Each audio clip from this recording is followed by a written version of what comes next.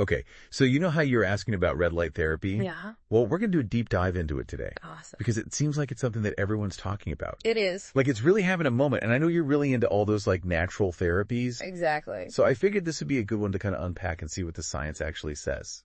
Yeah, for sure. Because there's always that risk of hype with anything new and trendy. But there is some actual science behind this one. Okay, good. Yeah. So for someone who's maybe never heard of this, like what even is red and infrared light therapy? So basically you're using light to help your body heal. Okay. It sounds pretty wild, but there's a lot of research backing it up. And is it like the same as like sunlight or is it? That's a great question. Yeah. So it's kind of like giving your cells a power up, but with specific wavelengths of light. Okay. You know how plants use sunlight for photosynthesis? Mm-hmm. It's similar in that red and infrared light therapy use specific wavelengths of light to penetrate the skin. Okay. And stimulate healing on like a cellular level. Oh, wow. So Yeah. it's like targeted sunshine. Exactly. It's like a targeted dose of the beneficial parts of sunlight. And how does that actually work? So it gets pretty fascinating when you look at it from a cellular level. Okay. Studies have shown that red light, particularly the wavelengths between 600 to 700 nanometers, can stimulate the production of ATP. Okay, and remind me what ATP is again? Oh, right. Yeah. Yeah. ATP is like the energy currency of our cells. Oh, okay, got it. So it's like giving your cells a little boost of energy. Okay. And when you have more ATP, it can kickstart a whole cascade of beneficial effects.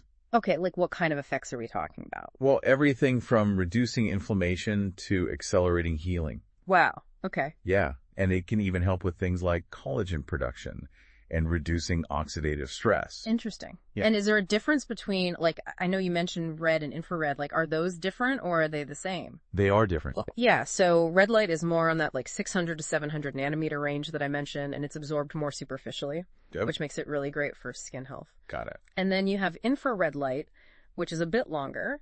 It's between 700 and 1,000 nanometers, and that can penetrate deeper into the body. Wow. So you're getting into the muscles and the joints and things like that. So you would use like red light for surface level stuff and then infrared if you wanted to go deeper. Exactly. Okay, cool. So that's kind of the what of it, but let's talk about the why. Yes. Like, why are people so excited about this? Yeah, well, one of the biggest reasons is pain relief. Okay. A lot of people are looking for natural ways to manage pain. And unlike some medications that just mask the pain, red light therapy can actually address the underlying inflammation. Oh, wow. Yeah, there have been studies showing significant pain reduction in people with osteoarthritis. Really? Yeah, and even improvements in joint function. So it's not just like masking the pain, it's actually like helping to heal. Exactly. That's amazing. Yeah, so it's a really promising option for people who are dealing with chronic pain. Okay, cool. But like with everything, there has to be some kind of downsides, right? Right. Well, I mean, like with any therapy, it's important to talk to your doctor, especially if you have any underlying health conditions. Mhm. But overall, red light therapy is considered to be very safe. Okay. There haven't been any major side effects reported, Good. but it's not a magic bullet. Right. It works best as part of like a comprehensive treatment plan. So you can't just expect to like shine a red light on yourself and all your problems will go away. Haha, right, exactly. Very good to know. But it can definitely be a valuable tool. Okay. So besides pain, what other areas is this good for? Well, since you mentioned being interested in skin health, let's go there next. Okay, perfect. Yeah. Red light therapy can actually stimulate collagen production. Oh, wow. And collagen, that's what keeps our skin looking young and plump, right? Exactly. It's what gives our skin its elasticity and that youthful glow. Interesting. Yeah. And there have been studies that have shown that red light therapy can help reduce wrinkles, fade age spots, and even improve skin tone. Oh, wow. I've actually even seen some dermatologists offering it now. Yeah, it's becoming really popular in the dermatology world.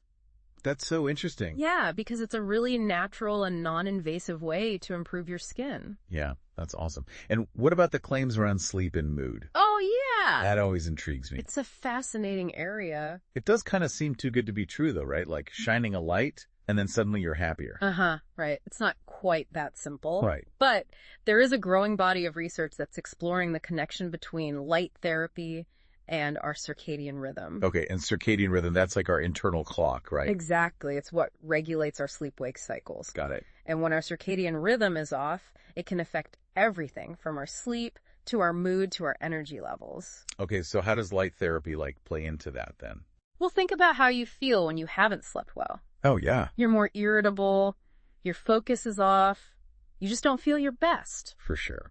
So improving sleep quality can have a ripple effect on our mood and our overall well-being. Okay. And some researchers believe that red light therapy might even influence serotonin levels. Serotonin? Yeah, which is a neurotransmitter that's closely linked to mood regulation. Okay, so that's why people say it can make you happier. Yeah, exactly. That's so cool. It's pretty fascinating stuff. It is, and I love that it's a more natural approach to supporting our well-being. Yeah. Yeah, that's one of the biggest appeals, I think. For sure. It's non-invasive, it's drug-free. Yeah. And while more research is always needed, the potential is really exciting. Okay, so let's say someone's listening to this and they're like, okay, I'm sold.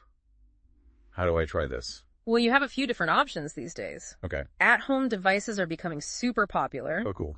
You've got everything from LED panels and masks to handheld devices. Really? So you can literally incorporate it into your daily routine. You can do a face mask while you're reading a book or use a panel while you're working in your desk. It's so convenient. Yeah. Okay, so with the at-home devices, though, are there any risks if you're not using them properly? Absolutely. Yeah, it's super important to follow the manufacturer's instructions and consult with a healthcare professional, especially if you have any concerns. Okay.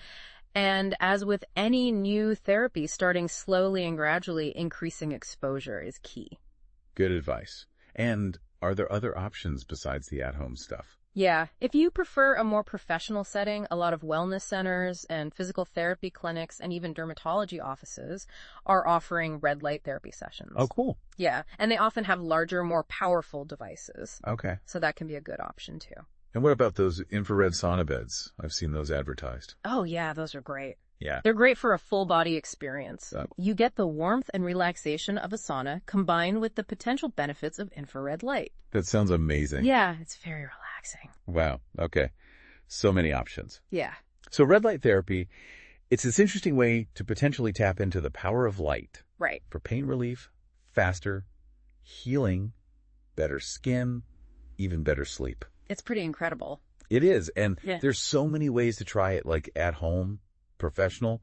What's not to be fascinated by? Exactly. And the research is constantly evolving. So oh, that's good. There's always new things being discovered. So you listening, what are you most intrigued by? Yeah, what are you going to try? Do some more digging into what piqued your interest. Let us know what you find. And thanks for joining us for this deep dive. Thanks for listening. See you next time.